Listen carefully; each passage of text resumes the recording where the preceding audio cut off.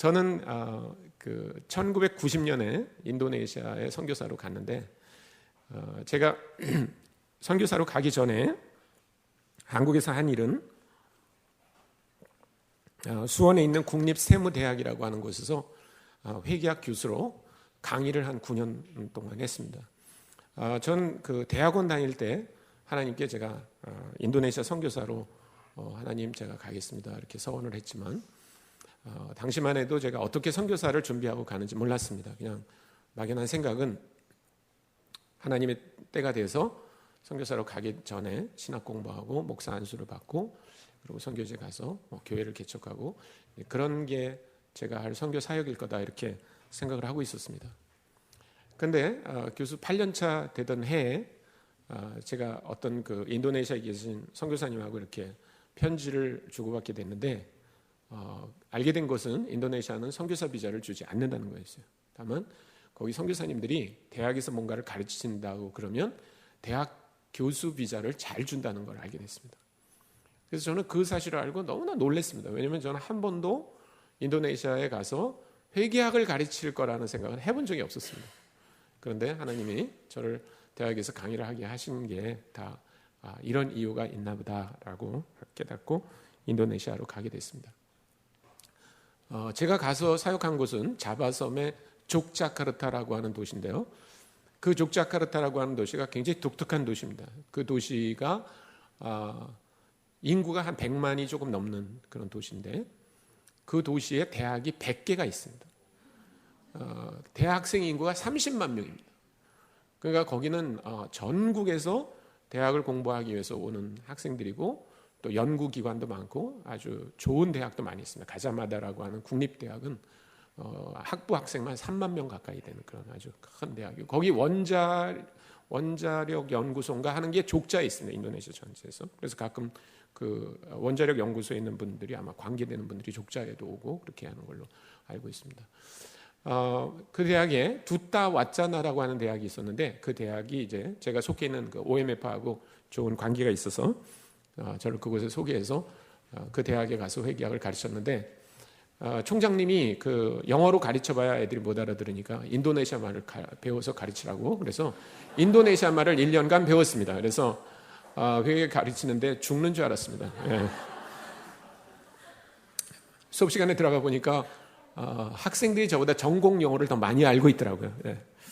그래서 어려움이 초기에는 많이 있었지만 하나님의 은혜로 또 언어도 좀 더 이렇게 개발이 되고 또 학생들에게 복음을 전할 기회가 있었고 또 양육하고 또 인도네시아 조이라고 하는 모임이 이렇게 만들어져서 10년 동안 거기서 사역을 했습니다.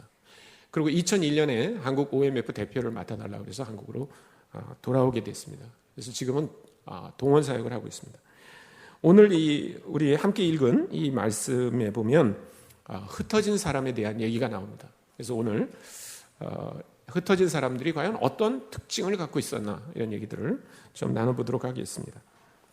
11장 19절에 보면 그때 스데반의 일로 일어난 환난으로 말미암아 흩어진 자들이 베니게와 구브로와 안디옥까지 이르러 유대인에게만 말씀을 전하는데 그중에 구브로와 구레네 몇 사람이 안디옥에 이르러 헬라인에게도 말하여 주 예수를 전했다.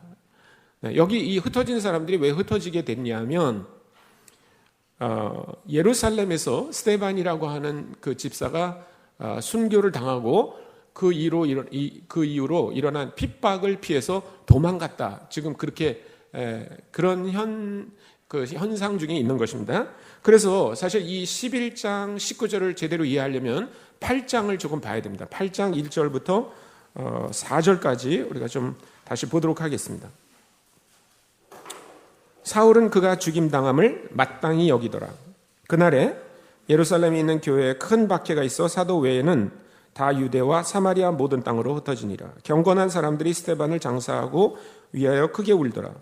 사울이 교회를 잔멸할세 각 집에 들어가 남녀를 끌어다가 옥에 넘기니라. 그 흩어진 사람들이 두루 다니며 복음의 말씀을 전할세. 여기 보면 이 흩어진 사람들이 두루 다니며 복음을 전했다. 이렇게 얘기하고 있어요. 조금 전에도 말씀드렸지만 이 사람들이 왜 흩어지기 시작했냐면 핍박을 피해서 흩어져 간 사람들입니다. 그런데 성경이 이 흩어진 사람들에 대해서 말하고 있는 것은 뭐냐면 복음을 두루 전했다는 것입니다. 이 사람들은 로마 전역으로 퍼져나갔습니다. 그리고 가는 곳마다 복음을 전했습니다. 이런 사람들을 저는 전염성 있는 그리스도인이다 이렇게 말할 수 있다고 생각합니다. 이 사람들은 자기가 처해 있는 상황이 복음을 잘 전할 수 있느냐 없느냐 그런 것과 상관이 없습니다. 굉장히 많은 분들은 복음을 전하려면 어떤 조건들이 충족되어야 된다고 생각합니다. 저는 이제 요새 동원 사역을 하기 때문에 여러 교회를 방문해서 설교도 하고 강의도 하는데요. 요즘은 전도를 잘 안 하시는 것 같아요. 예전에는 그래도 전도하는 분들이 많은데 점점 갈수록 전도를 안 해요. 그래서 제가 한 번은 칠판을 꺼내가지고 전도 안 하는 이유를 한번 말씀해 보십시오. 그리고 적어본 적이 있어요. 그랬더니 전도 안 하는 101가지 이유가 있더라고요. 근데 그 중에 아주 대표적인 이유가 뭐냐면 전도 폭발 세미나를 아직 못 들어서 이런 분들이 있어요. 여러분, 전도 폭발 세미나는 굉장히 좋은 세미나입니다. 기회가 있다면 들으십시오. 그러나 전도 폭발 세미나 같은 곳에서 전도를 어떻게 하는 스킬을 배웠기 때문에 예수를 전할 수 있는 것은 아닙니다. 여러분, 우리가 전염성이 있다는 말은 우리 안에 바이러스가 들어있다는 얘기고, 그래서 그냥 내가 노력하지 않아도 가까이 있는 사람들에게 그 바이러스를 전파하는 게 전염성이 있다 이렇게 말하죠. 몇 달 전에 우리 메르스 사태를 다 경험하지 않았습니까? 그 중에 그 5번째 사람인지 하여튼 그 사람 있죠? 슈퍼 전파자. 그 사람이 그 서울 그 삼성병원에서 그냥 왔다 갔다 했는데 198명에게 전했다는 거예요. 198명에게. 여러분, 만약에 어떤 사람이 예수를 그렇게 왔다 갔다 하다가 198명에게 전했다 그러면 대박 아니겠어요? 이 사람들이 그런 사람들이에요. 그 사람이 병원에 갇혀있냐 안 갇혀있냐 중요하지 않습니다. 자기 안에 너무나 강력한 바이러스가 있기 때문에 막 전해요. 이 사람들이 그런 사람들이에요. 여러분, 우리가 예수님을 전하는 게 어렵다고 생각하지만 한번 잘 생각해 보세요. 이 사람들이 처해 있는 상황이 얼마나 어려운 상황이었는가. 우리 중에 아마 아무도 이 사람들보다 더 어려운 상황에 있는 사람은 안 계실 것 같아요.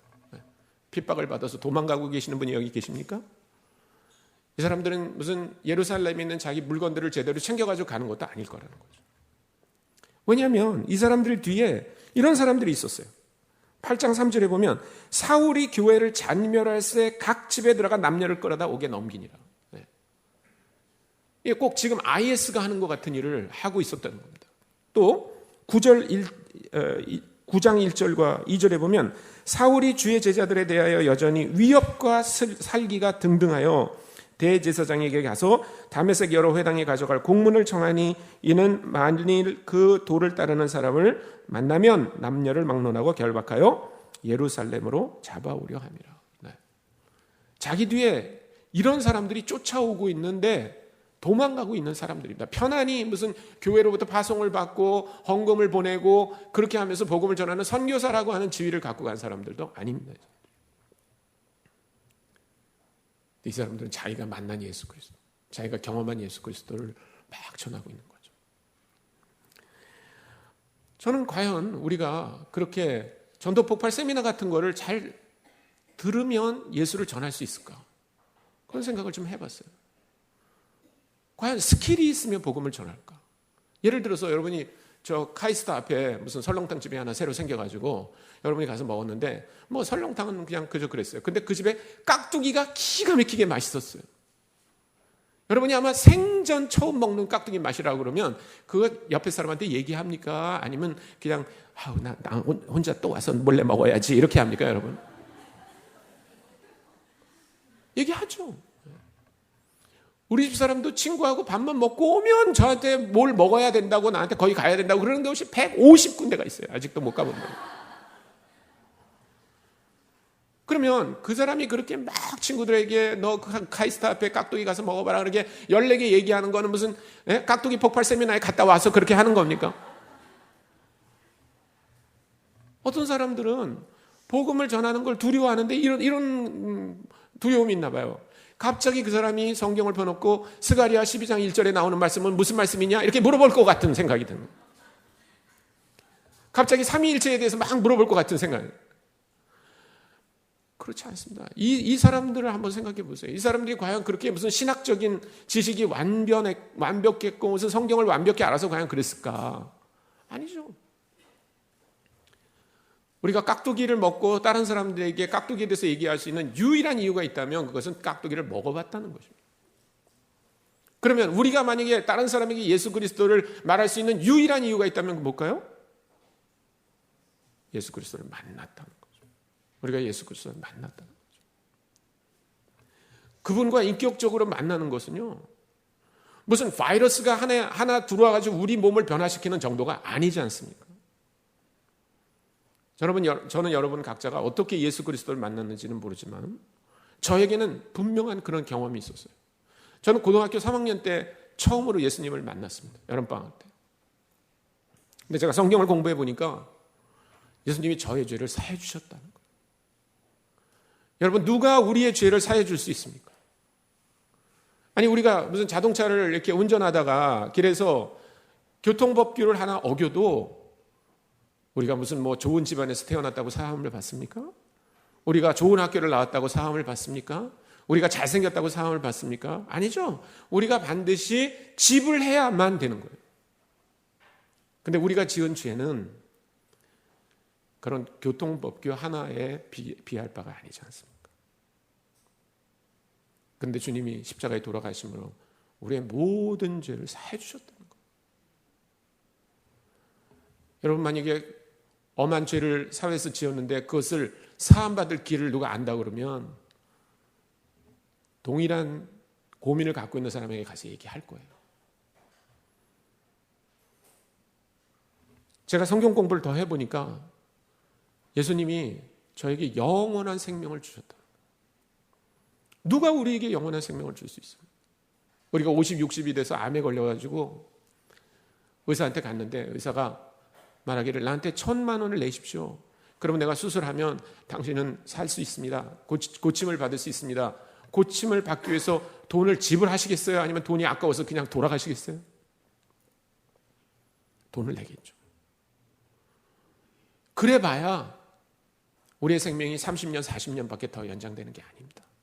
결국은 노년에 돌아가시게 되겠죠.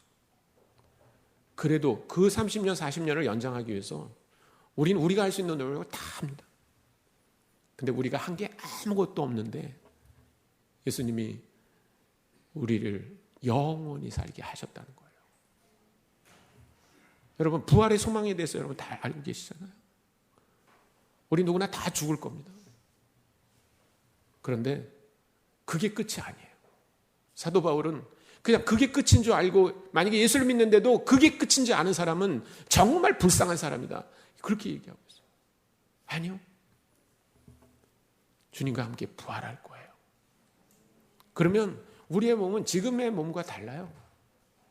영광스러운 몸으로 부활할 것이다. 이렇게 얘기하고 있어요. 여러분, 우리가 예수 그리스도를 만나는 순간 우리 안에 바이러스가 들어와서 우리 몸을 변화시키는 것과는 비교도 할 수 없는 변화들이 우리 안에 있는 거예요. 그렇다면 우리가 예수님한테 얘기할 수 있죠. 아니, 예수님이 깍두기만 못한 거예요.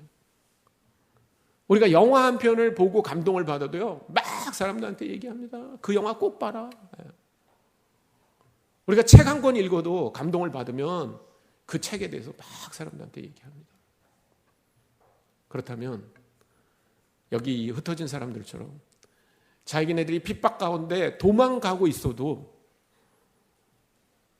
온 천하를 두루 다니며 복음을 전한 사람 될 수 있는 거죠. 두 번째로 이 사람들은 11장 19절로 다시 돌아갑니다. 11장 19절에 보면 이 흩어진 사람들이 베니게와 구브로와 안디옥에 이르렀는데 그때 유대인들에게만 말씀을 전했다는 겁니다. 유대인들에게만. 그런데 20절에 보니까 그 중에 구브로와 구레네 사람, 이 흩어진 사람들 가운데 구브로와 구레네를 다녀온 격리했던 사람들이 안디옥에 이르러서는 헬라인에게도 말하여 주 예수를 전했다. 이렇게 얘기하고 있어요. 여러분, 여기서 굉장히 중요한 변화가 일어납니다. 이 사람들이 대상으로 생각했던 사람들이 유대인에서 헬라인으로 바뀌었다는 것입니다. 이거는요, 사도행전 전체에서 볼 때 가장 중요한 사건 중에 하나입니다. 지금 유대인들에게만 복음이 머물러 있었어요. 그런데 이 사람들이 아주 처음으로 안디옥에서 헬라인들에게 복음을 전하기 시작했다는 것입니다. 그래서 굉장히 많은 사람들이 들어왔다는 거예요. 여러분, 쉬운 일이 아니었을 겁니다. 왜냐하면 유대인과 헬라인들은 서로 상종하지 않았어요. 유대인에게 헬라인은 투명인간과 같은 그런 존재였어요. 네. 지나가도 인사도 하지 않았고 밥을 같이 먹는 일도 없고 집안을 방문하는 일이 없었습니다. 이 사람들 사이에. 그런데 이 사람들이 그 사람들 찾아가서 복음을 전했다는 거예요. 복음. 예. 이거는요 어마어마한 사건입니다. 여러분, 복음은 한 민족 안에만 머물러 있을 수가 없어요. 주님이 분명히 얘기하셨어요.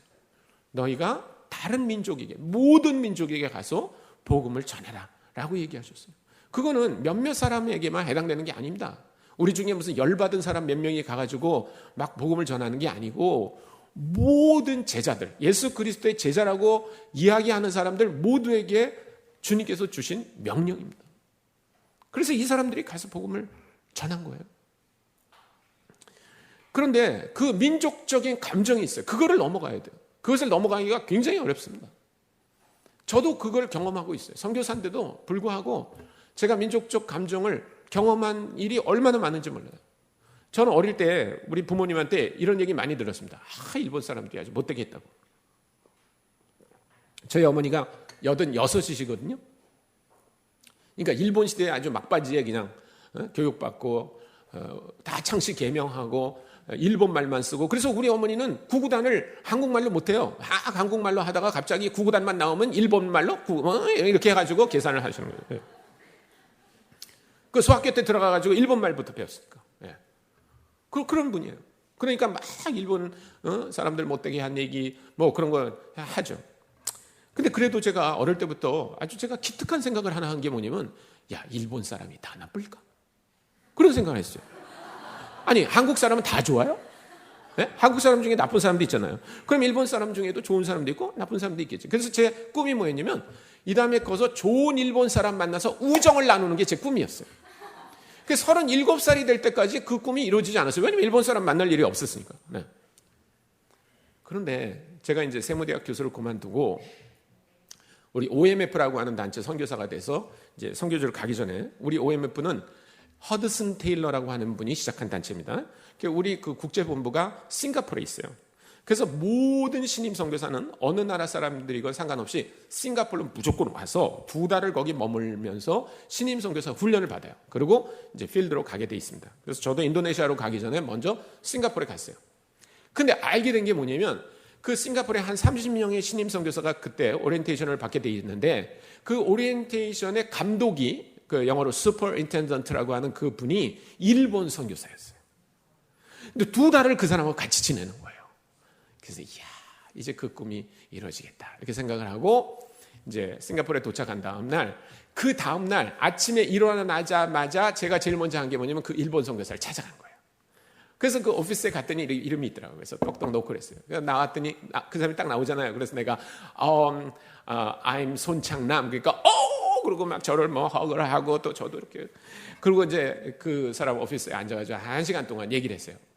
그러다 갑자기 이 사람이 뭐라 그러냐면, 이게 지금 티 브레이크 타임인데 거기 우리 저 인터내셔널 헤드쿼터에 있는 모든 스태프들이 다 나와서 티를 하는데 같이 하겠냐고. 우리 OMF는 약간 그 영국 선교사가 시작해서 그런지 약간 영국적인 분위기였어요. 영국 사람은 무조건 10시 반에 다 티 브레이크를 해요. 그래서 좋은 아이디어라고 그리고 따라갔어요, 제가. 그랬더니 이제 저쪽 그 라운드 테이블에 그 싱가포르 자매 셋이 앉아 있는 그 테이블에 의자가 남아서 이제 이 일본 선교사랑 거기 간 거예요. 티를 하나씩 가지고 이제 가서 이렇게 마시면서 이제 얘기를 하는데, 저는 일본말을 할 줄 모르고 일본 선교사는 한국말을 할 줄 모르고 우리 영어를 하죠, 영어로. 근데 제가 그 외국에 가서 무슨 공부를 하거나 뭐 살아본 적이 없어요. 그러니까 그냥 한국에서 배운 영어를 가지고 하니까 이분이 뭐라고 물어보더라고요. 뭐 do you like something? 그래 물어보는 거예요. 그래서 제가 yes 이렇게 발음하면 되는데, 제가 그때만 해도 그렇게 자연스럽게 yes 이게 안 되고 yes 이렇게 했어요, 제가. 근데 일본 선교사는요, 누가 앞에서 고개를 숙이면 자기도 가만히 있질 않더라고요. 그래서 내가 이렇게 숙였더니 자기도 얼른 고개를 숙이는 거예요, 저한테. 그래서 또 제가 뭐 하고 물어봤더니 이 사람이 예스 그러면서 고개를 숙이더라고요. 그래서 나도 이렇게 했죠. 그러니까 우리가 영어를 하는데 막 이러고 있는 거예요, 지금. 예? 근데 그걸 싱가포르 자매가 보니까 되게 웃기나 봐요. 그래서 싱가포르 자매 중에 한 명이 툭 끼어들어가지고 우리가 말하는데 뭐라 그러냐면 Hey, you guys between Japanese and Korean, why you guys are so similar? 이렇게 물어보는 거예요. 예? 한국 사람, 일본 사람 이렇게 비슷하냐? 이렇게요. 그래서 제가 머릿속으로 good question 그러고 이거를 신라 시대부터 얘기할까, 백제 시대부터 얘기할까, 그리고 머릿속으로 이제 왜 우리나라하고 일본이 역사적으로 비슷했나를 막 머릿속으로 생각하기 시작했어요. 그래서 이걸 잘 정리해서 역사에 남을 대답을 해야 되겠다. 제가 그런 생각을 하고 있었어요. 근데 갑자기 이 일본 선교사가 대답을 턱 해버렸어요. 뭐라고 그러냐면 이렇게 Yes, we are very similar between Japanese and Korean because Korea was occupied by Japan for a long time. 이런 거예요. 네? 우리 일본하고 한국 사람은 굉장히 비슷한데 왜냐면 한국이 일본의 지배를 오래 받아서 그렇다고. 이런 죽일 놈이 있어요. 그래서 제가 안중근 의사가 생각난 거예요. 이렇게 권총에서 그냥 빵 쏴버렸을 거예요. 그냥 그날.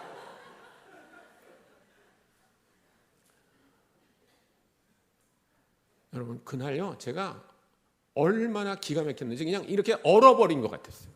이런 인간이 다 있나. 네? 근데 제가 왜 그렇게 화가 납니까? 진짜 36년 동안 우리가 일본의 지배를 받았잖아요. 그래서 그 얘기만 나오면 몸소리가 쳐지잖아요. 우리가 경험하지 않은 건데. 네? 근데 헬라인들이 유대인을 지배한 건요 36년 정도가 아니에요. 360년이 넘는 기간을 지배했어요. 심지어는 로마의 장군은요 유대인들이 가장 귀하다고 생각하는 성소에 들어가서 그 제단에다 돼지를 이렇게 놓고 제사를 지냈어요. 모욕이죠, 모욕. 네. 여러분 그런 사람들에게 민족 감정을 넘어서 복음을 전하는 거 쉬운 일이 아닙니다. 근데 이 사람들은 그렇게 했다는 거예요.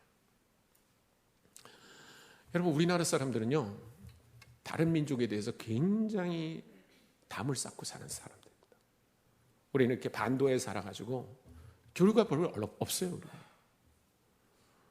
그런데다가 중국의 침입을 받죠, 일본의 침입을 받죠, 러시아의 침입을 받죠. 그러니까 우리는 다른 민족에 대해서 굉장히 방어적인 민족이에요. 심지어는 우리 가까이에 그렇게 많은 다민족들이 왔는데도 투명인간처럼 보는 거예요. 우리가 선교를 가긴 가요.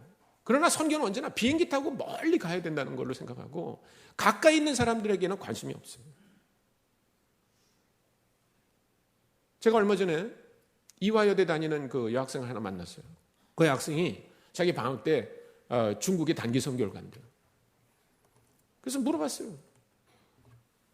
당신 캠퍼스에 중국 유학생이 몇 명 있는지 아세요? 모른대요. 이화여대 안에 중국 유학생이 3,500명이 있어요. 이화여대 캠퍼스 전체 학생이 24,000명이래요. 3,500명이면 거의 15%인데 그 학생들한테는 관심이 없어요. 투명인간이에요. 선교는 멀리 가야만 되죠. 멀리 가는 것도 해야 됩니다. 그러나 여기 사람들은요 자기 가까이에 있는 헬라인들에게 복음을 전한 거예요. 아마 모르면 몰라도 우리 새누리교회 성도님들이 되게 여기 지금 와 계시는 분들은 연구소, 무슨 기업, 학교 이런 데 계실 거예요. 여러분 캠퍼스에도 얼마나 많은 외국인들이 와 있을까요? 여러분 직장 안에 얼마나 많은 외국인들이 와 있을까요? 근데 그분들이 만약에 그냥 외국인이고 내가 선교할 대상이 아니라고 생각한다면 옛날 유대인들의 모습하고 굉장히 비슷하죠. 제가 달라스에 있는 어떤 교회에서 설교를 해달라고 그래서 이제 가서 설교를 했어요. 그럼 마치고 이렇게 저녁 식사를 했습니다. 그래서 여쭤봤어요. 어떤 일을 하세요? 저는 세탁소를 합니다. 어떤 일을 하세요? 저는 야채 가게를 합니다. 어떤 일을 하세요? 저는 한국 식당을 합니다. 그러면 여러분들 가게에 오는 사람은 다 한국 분인가요? 아니요. 한국 사람은 30%밖에 안 됩니다. 그러면 어떤 사람이 오세요? 뭐 백인, 흑인, 멕시코 사람, 무슨 부탄에서 온 사람, 사우디아라비아 온 사람, 그런 사람들이 온다는 거예요. 여러분 부탄에 선교사 들어갈 수 있을 것 같아요? 없을 것 같아요? 못 들어가요. 못 들어갑니다. 사우디아라비아 선교사 들어갈 수 있어요? 없어요? 못 들어갑니다. 그런데 그 사람들이 자기네 가게에 오고 있다는 거예요. 가게에. 이건 어마어마한 기회예요. 근데 이분들이 다 얼마나 선교적으로 헌신한 사람인지 몰라요. 이분들이 8주, 10주씩 훈련받아요. 교회에서요. 그리고 다 선교를 하러 비행기 타고 멕시코로 가는 거예요. 그럼 멕시코로 가려면 이 스페니쉬를 해야 되잖아요. 스페인어를 해야 되잖아요. 스페인어를 할 줄 압니까? 못한대요. 그럼 뭘 했어요? 페인트 칠해주고 왔대요. 근데 그 멕시코 교회에 3팀이 온대요. 1년에. 그러면 한 팀이 가서 노란 칠을 해주고, 그러면 다른 사람이 가서 파란 칠 해주고, 그 다음에 하얀 칠 해주고, 그러고 오는 거예요. 그것도 선교라고 그러면 선교라고 해야죠. 그러나 만약에 우리가 그럴 마음이 있다 그러면 우리 세탁소에 오는 부탄 사람을 볼 수도 있어야 돼요. 뭐 그런 사람하고 큰 영화 안 해도 괜찮습니다. 뭐 너 어느 나라에서 왔냐? Where are you from? I'm from Bhutan. 그러면 그냥 보내지 마시고 너 내가 여기 도나스하고 커피가 있는데 이거 마시면서 너 니네 나라 부탄에 대해서 나한테 20분만 얘기해 주고 가라. 그럼 그 사람이 좋아할까요? 싫어할까요? 얼마나 좋아하겠어요? 예? 미국에 자기가 와가지고 무시당하고 그렇게 사는데 한국 세탁소 주인이 데리고 20분 그렇게 도나스 주고 커피 주면서 얘기하면 그 다음에 또 오면 너는 혼자 왔냐? 가족들하고 같이 왔냐? 니네 가족들 혹시 어렵지 않냐? 우리는 한 20년 전에 이민 왔는데 되게 어렵다. 그 얘기하는 거예요. 야, 넌 뭘 믿냐? 너는 뭐 불교를 믿냐? 회교를 믿냐? 힌두교를 믿냐? 네가 믿는 거 한번 좀 얘기해봐라. 내가 진짜 알고 싶다. 그렇게 해서 그분들하고 그런 대화를 나누는 거예요. 영적인 대화. 그러다가 너 예수님에 대해서 들어봤냐? 너 혹시 교회는 다녀봤냐? 그게 선교예요. 선교 어마어마한 거 아닙니다. 선교사들이 부탄에 가면 무슨 일을 할까요? 그 부탄에 가가지고 그 옆집에 가가지고 그 다음날 예수 그리스도 들어봤어요? 그러면 어떻게 될까요? 그 선교사가 당장 추방해요. 당장 아무것도 못해요. 저한테 세무대학에서 배운 제자가 사우디아라비아에 가서 14년 동안 사역을 했는데 별로 한 게 없어요. 선교사로 가도 어마어마하게 제약을 받습니다. 근데 이 사람들은 그런 선교사라는 타이틀 이런 거하고 상관없이 자기 옆에 있는 사람들로부터 시작하는 거예요. 그래서 그 사람들에게 모든 민족 감정을 넘어가면서 복음을 전했습니다. 근데 20절에 보면 그 중에 구브로와 구레네 몇 사람이 안디옥에 이르러 헬라인에게도 말하여 주 예수를 전했다. 이렇게 말하고 있어요. 주 예수. 여기서 그 주 예수라는 말이 헬라어로 키리오스라는 말인데 이 키리오스라고 하는 단어가 대단한 단어입니다. 키리오스가 헬라어로 이 키리오스라고 하는 단어를 이제 영어로 Lord, 그다음에 우리말로 주 이렇게 번역했는데요. 이 말은 유대인들에게 익숙한 단어라기보다는 사실은 헬라인에게 익숙한 단어입니다. 헬라인들은 이 키리오스라고 하는 단어를 어디다 썼냐면요. 자기네 신들에게 붙이는 타이틀로 쓰든가 아니면 황제에게 붙이는 타이틀로만 썼어요. 근데 그거를 갖다가 헬라인들이 예수 그리스도가 누군가를 잘 이해하도록 그 단어를 썼다는 거예요.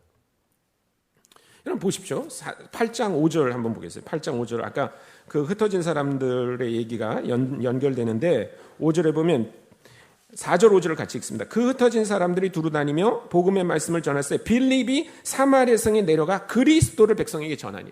여기는 그리스도라고 말하고 있어요. 왜냐하면 사마리아 사람들은 옛날에 북이스라엘 사람들이었어요.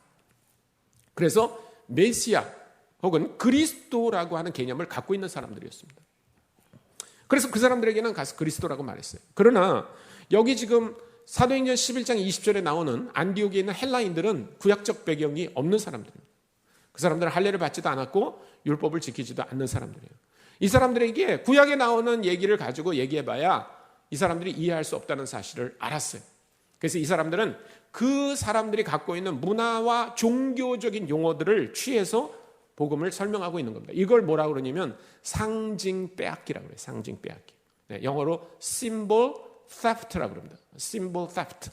이 symbol theft라고 하는 말은 무슨 말인가 하면 선교사들이 이교도들 지역에 갔을 때 이교도들이 갖고 있는 종교적 용어나 상징물을 갖다 버리게 하는 게 아니라 오히려 그것들을 취해서 진리를 설명하는 것을 말해요. 그렇게 되면 어떻게 될까요? 그 진리가 낯설지 않고 굉장히 아주 친근하게 느껴진다는 거예요.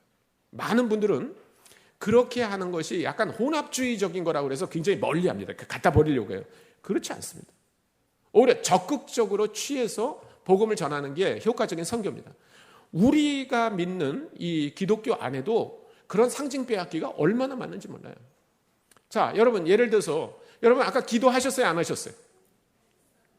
몇 명만 하신 것 같아요. 네. 우리 다 기도했습니다. 그런데 기도라고 하는 단어는 교회만 쓸까요? 아니면 절에서도 쓸까요? 절에서도 써요. 그러면 우리가 쓰던 기도라는 단어를 절에서 갖다 쓰는 거예요? 절에서 쓰던 단어를 우리가 갖다 쓰는 거예요? 왜 이러세요? 왜 이렇게 망설거리세요? 자, 1번 우리가 쓰던 단어를 절에서 갖다 쓴다. 1번. 2번 절에서 쓰던 단어를 우리가 갖다 쓴다. 어떤 게 맞아요? 2번이에요. 2번. 네. 오랫동안 절에서 기도라고 하는 단어를 쓴 거를 우리가 갖다 쓰는 거예요. 아까도 얘기했지만 저는 고등학교 3학년 때 예수님을 처음 영접했는데 우리 집안은 다 절에 다녔어요. 예. 우리 어머니는 아주 불심이 돈독해가지고요. 우리 집이 상도동이었는데 서울에 그 상도동 옆에 극락정사라는 절에 우리 어머니가 보살님이었어요. 네. 그 뭐 장로교 같으면 이제 권사님. 예. 예. 근데 한번 생각해 보십시오. 네? 여기 만약에 그 새누리교회 잘 믿는 어떤 여자 성도님 아들이 갑자기 절에 다니기 시작했다 이러면 그 기분이 어떻겠어요? 그래서 우리 어머니가 너무너무 싫어했어요. 제가 교회 다니는 걸. 그래서 이제 어머니가 저를 뭐 위협도 하고 예수 믿지 말라고 막 그러다가 안 될 것 같으니까 뭐라고 하셨냐면 넌 하여튼 너가 믿는 건 좋지만 넌 집안이고 하여튼 동네에서 예수를 전하기만 하면 넌 죽는다. 그래가지고 제가 꼼짝도 못하고 살았어요.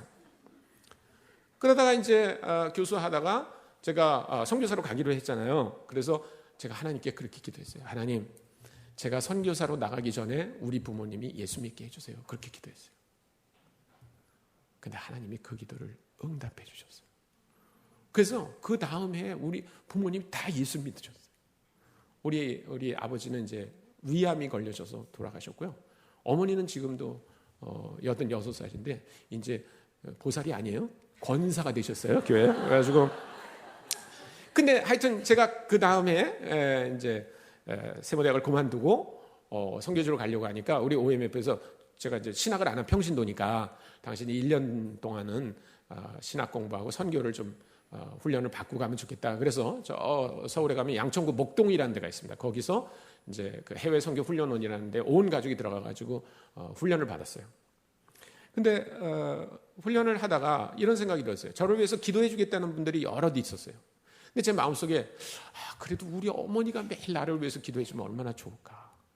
예. 다른 분들은 막 어머니가 선교사 되게 해주세요 막 이렇게 기도해서 선교사 됐는데 저는 반대예요. 제가 선교사가 먼저 되려고 하고 이제 우리 어머니가 나를 위해서 기도했으면 좋겠다 이런 생각이 들어서 어느 날 어머니한테 전화했어요. 그래서 어머니 저 이제 선교사로 가려고 훈련 받고 있어요. 어머니 매일 저를 위해서 아침마다 좀 기도해 주세요. 그렇게 제가 부탁을 드렸어요. 그랬더니 우리 어머니가 뭐라 그러냐면 그래 걱정 마. 내가 그냥 아침에 일어나면 하나님께 매일 너를 위해서 기도해. 우리 갑오생 손창남 선교사 훈련 받고 있는데 잘 봐주세요. 그렇게 기도하고 있어. 그러시더라고요. 근데 여러분 갑오생 손창남이 무슨 뜻인지 아세요? 갑오생 갑오년에 태어난 그런 말이에요. 근데 그게 저한테 너무나 익숙한 거예요. 왜냐면 우리 어머니가 부처님한테 기도할 때 절에 가서 부처님한테 기도할 때 온 가족을 기도할 때요 전부 연도를 대고 기도하시는 거예요. 그 부처님은 데이터 프로세스가 좀 늦으시나 봐요. 그래가지고 연도를 대야 얘가 얘구나 이렇게 되는 거예요. 네. 그래서 저는 이제 갑오년에 태어났으니까 갑오생 손창남 이렇게 기도하지만 제 밑에 2살 밑에 동생이 있는데 걔는 병신년에 태어났어요. 그 이제 저를 위해서 다 기도하는 다음에 이제 병신생 손창생 이렇게 또 이제 줄줄이 기도하는 거예요. 근데 여러분 만약에 우리가 하나님께 기도할 때 절에서 하는 것처럼 연도를 대고 기도하면 하나님이 들어주실까요? 안 들어주실까요? 들어주실 것 같아요? 안 들어주실 것 같아요? 만약에 확신이 없는 사람은요 여기 예배 끝나고 집에 가서 기도할 때 연도를 대보세요. 네, 하나님께 하나님 저 1965년에 태어난 아무개예요. 한번 그래보세요. 그럼 하나님이 어떤 반응을 보이겠어요? 이건 뭐지? 여기가 조계산가? 뭐 막 그러시겠어요 하나님이? 아니요. 뭐 이런 느낌은 있으실 거예요. 하나님이 얘가 절에 오래 다녔나 보다 이런 느낌. 얘가 조계사 보살인가 보다 이렇게 생각하시겠죠. 근데 지금 왜 제가 이 얘기를 하냐면 우리 어머니에게 기도는 굉장히 익숙한 단어라는 거예요.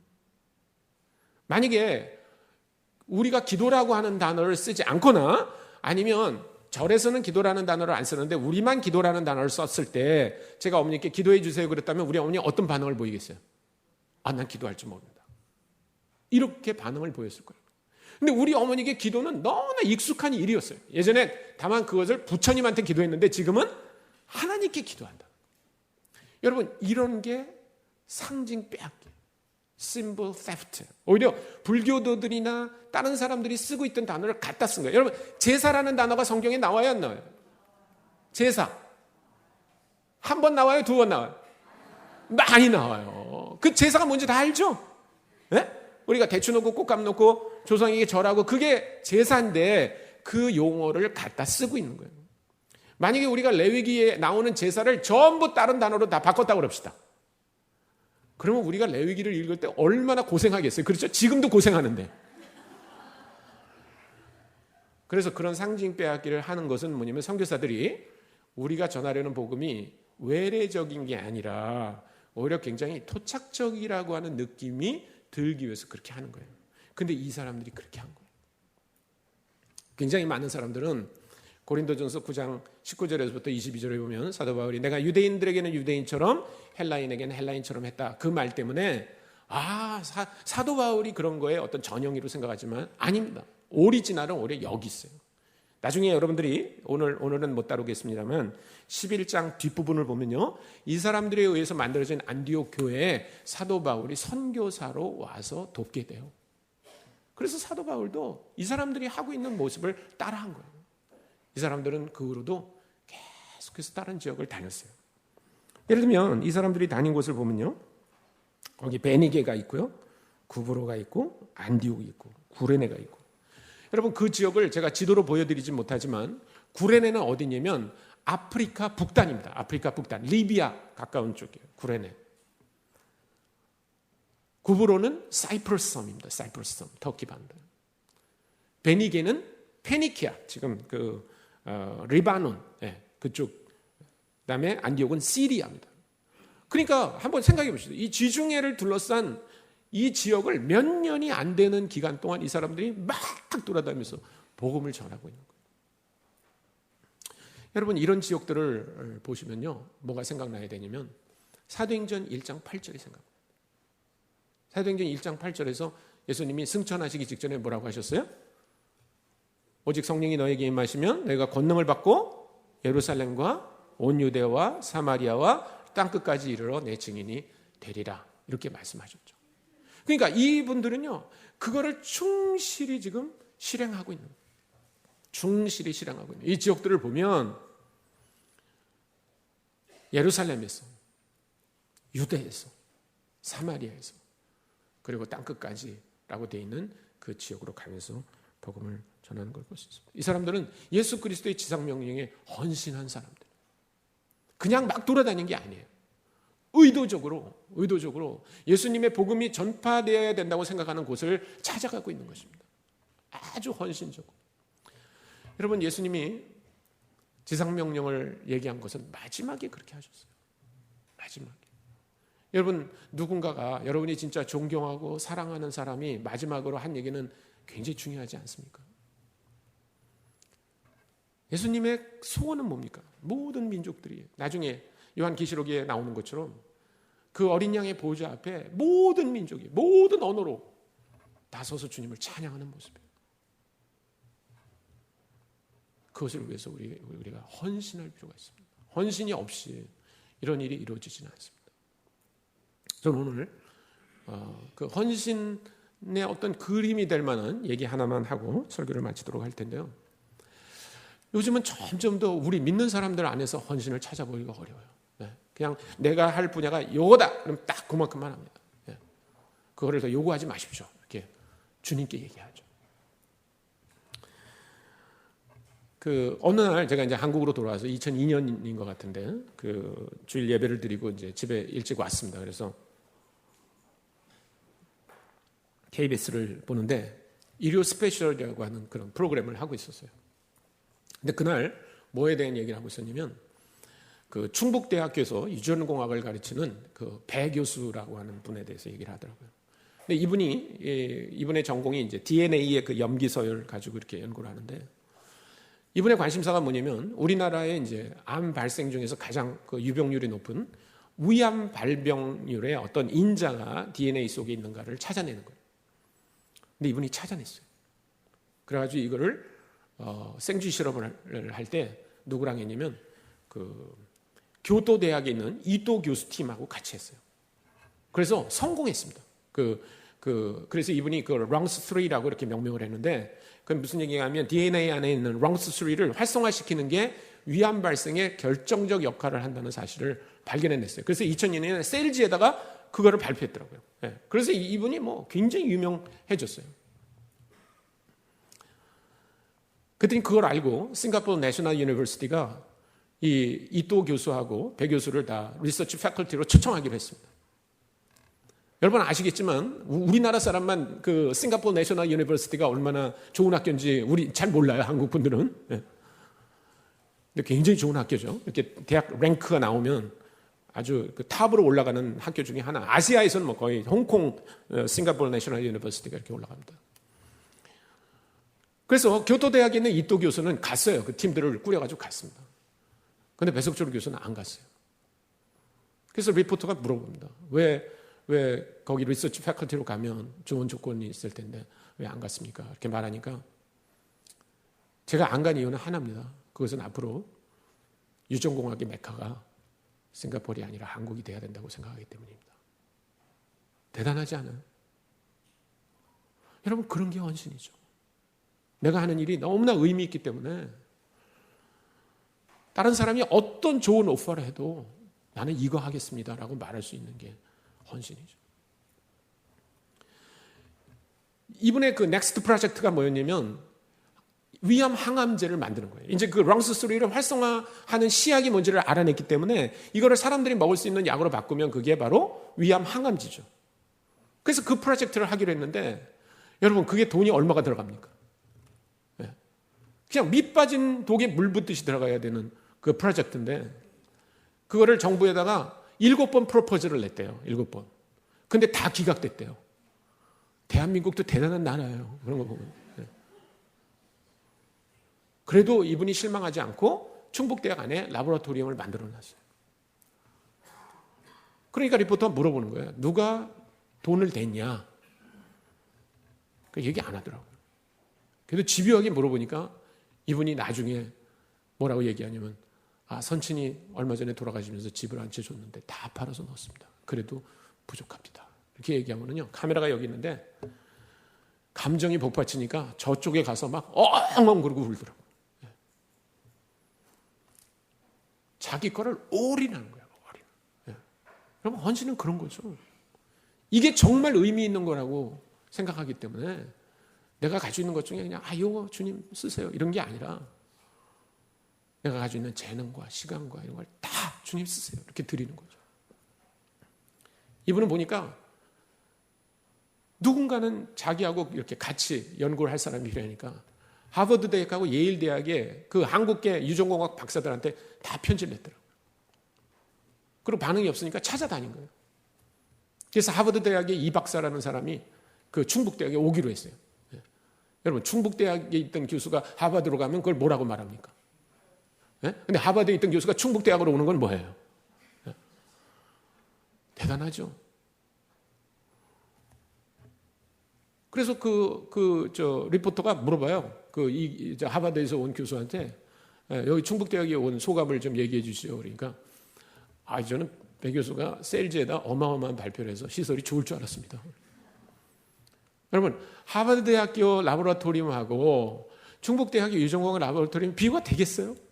죄송합니다. 여기 충북대학 뭐 졸업하셨거나 다니시는 분은 저를 용서해 주셔야 돼요. 저랑 만나요. 제가. 네.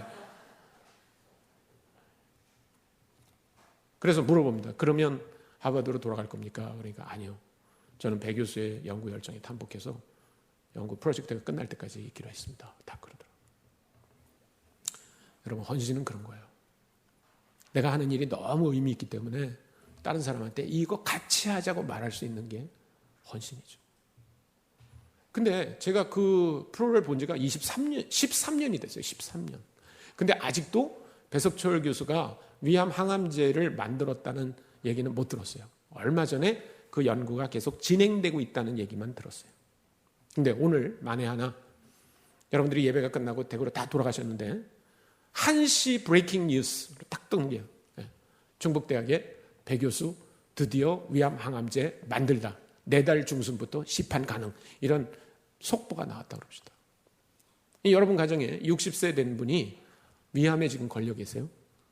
그래서 한 달을 기다렸다가 드디어 그 배 교수가 만들어낸 위암 항암제를 먹고 났더니 몇 번 먹었는데 암세포가 싹 없어져 버린 거예요. 그렇다면 그 위암에 걸렸던 환자는 몇 년을 더 삽니까? 그래봐야 20년, 30년 더 사는 거죠. 근데 만약에 우리가 어떤 사람에게 예수 그리스도를 전했다고 그럽시다. 그러면 우리가 전한 예수 그리스도를 믿은 사람은 몇 년을 더 삽니까? 영원히 살죠. 영원히. 여러분, 어떤 사람을 몇십 년 살리는 것도 그렇게 헌신할 만한 가치가 있다면 우리가 예수 그리스도를 전해서 그 예수 그리스도를 믿으면 영원히 사는 일에 우리가 헌신하는 건요, 결코 바보 같은 짓이 아닙니다. 짐 엘리엇이라고 하는 사람이 복음을 전하러 남아메리카로 가서 도착하던 날 그 원주민들의 창에 찔려 죽었어요. 그러자 미국에 있는 일간지들이 대서특필했습니다. 뭐라고 그러냐면 젊은이들이 왜 젊음을 그런 일에 낭비하는가. What a waste! What a waste! 무슨 낭비냐 이게. 그런데 짐 엘리엇이 죽은 일기에 이런 표현이 있었어요. 영원히 언젠가는 없어질 것을 버리고 영원한 것을 붙잡는 사람은 결코 바보가 아닙니다. 여기 흩어진 사람들은 바보가 아닙니다. 이 사람들을 통해서 복음이 수많은 민족들에게 전파됐어요. 그리고 역사가들이, 공정한 역사가들의 기록은 AD 110년에 로마 제국 안에 있는 큰 도시마다 예수 그리스도를 믿는 공동체가 만들어졌다, 이렇게 말하고 있습니다. 나는 새누리교회 많이 와보진 않았지만 새누리교회에 대해서 좋은 소문을 많이 들었습니다. 여러분들이 갖고 있는 잠재력, 여러분이 갖고 있는 이 상황 자체가 굉장히 이런 흩어진 사람들과 유사한 그런 상황이라고 생각을 합니다. 여러분들이 전염성 있는 사람이 되기만 한다면, 여러분이 타민족에 대한 그런 편견만 넘어간다면, 그리고 오히려 그 사람들이 갖고 있는 문화와 언어적인 그런 상징들을 빼앗아서 복음을 설명한다면, 그리고 여러분이 하는 노력, 여러분이 하는 학문과 연구와 사업과 이런 것들에 매진하는 것만큼만 예수 그리스도의 복음을 증거하는 일에 헌신한다면 아마 유성 전체가 뒤집어질지도 모릅니다. 대전이 뒤집어질지도 모릅니다. 아니면 여러분에게서 복음을 듣고 자기 나라로 간 사람들이 자기 민족을 바꿔버릴지도 모릅니다. 우리가 한번 기도했으면 좋겠습니다. 오늘 여기 흩어진 사람들이 가지고 있는 저는 4가지 특징을 여러분께 오늘 말씀드렸습니다.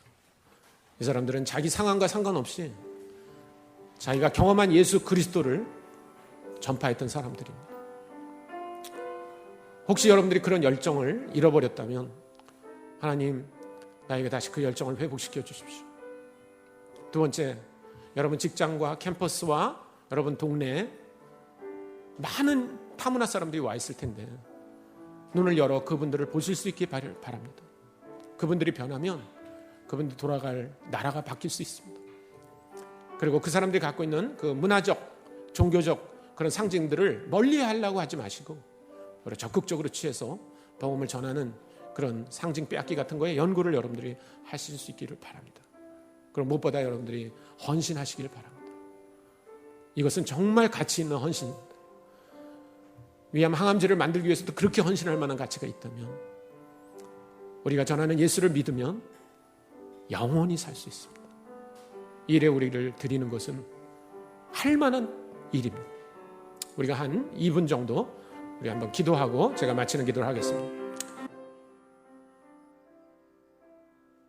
하나님 아버지 감사합니다. 오늘 주일 이 새누리교회에 와서 아버지 하나님 이 사도행전 11장에 나오는 흩어진 사람들의 모습을 우리가 보며 도전을 받습니다. 좀 이들이 잡히면 감옥에 가고 도망갈 수도 있는 그런 위급한 상황에도 천하를 두루 다니며 복음을 전했다는 그 말에 도전을 받습니다. 아버지 하나님, 우리가 예수 그리스도를 만남으로 말미암아 변화된 삶을 산다면 주님 아직도 그 변화를 경험하지 못하는 사람들을 바라보게 하여 주옵소서. 그들이 비록 다른 문화에서 온 사람일지라도 우리가 입을 열어 그들에게 예수 그리스도를 증거하게 하여 주옵소서. 아버지 하나님, 그들이 갖고 있는 종교적인 어떤 모습이 있다면 그것을 먼저 바꾸라고 하지 말고 오히려 그것을 취해서 복음을 전함으로 말미암아 그들의 내면이 바뀌고 그리고 그들의 종족이 바뀌는 놀라운 역사를 경험케 하여 주옵소서.